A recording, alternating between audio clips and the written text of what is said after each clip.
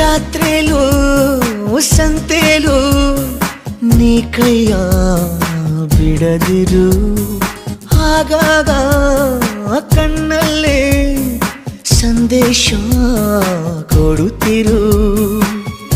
ಅದೇ ಪ್ರೀತಿ ಬೇರೆ ರೀತಿ ಹೇಗಂತ ಹೇಳೋದು, ಇಡೀ ರಾತ್ರಿ ಕಳೆದ ನಿನ್ನ ಬೆಳಕಿಗೆ ಕಾದು.